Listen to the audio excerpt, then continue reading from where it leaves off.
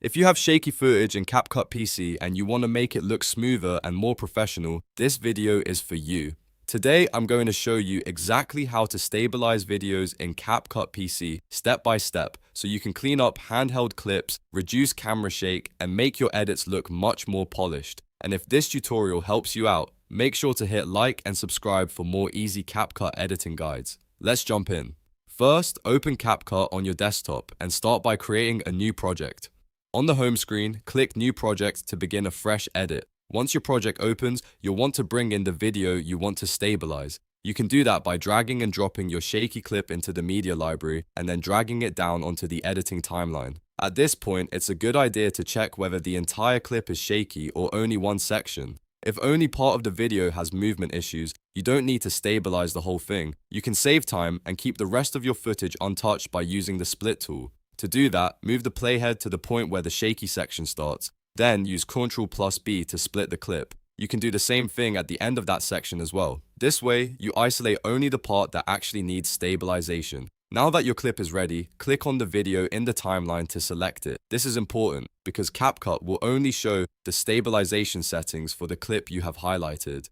After selecting the clip, look to the top right corner of the screen where the Properties panel is located. From there, click into the Video tab and make sure you're on the Basic sub-tab. Scroll down through the settings until you find the Stabilize option. Once you see it, click the checkbox to turn stabilization on. CapCut will begin analyzing the clip automatically, and depending on the length and motion in your footage, this may take a few moments. After the analysis starts, you'll also see options for stabilization strength. This is where choosing the right level really matters. CapCut gives you 3 different stabilization presets, and each one is useful in a different situation. The first option is recommended. This is usually the best place to start because it gives you a balanced result. It smooths out the movement while keeping cropping to a minimum, so it works well for general handheld shots, casual filming, and most everyday video clips. The second option is minimum cut. Choose this if you want to preserve more of the original frame size. It crops the edges less, which can be useful if your shot already has a tight composition or if you don't want the video to lose too much of the scene. Just keep in mind that because it crops less, the stabilization effect is usually a little lighter.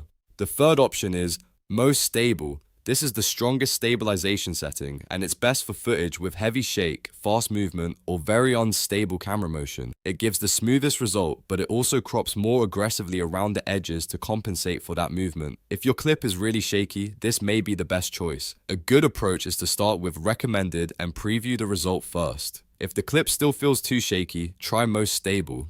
If you want to keep more of the frame and the shake isn't too bad, minimum cut may be enough. The key is to match the setting to the type of footage you're editing.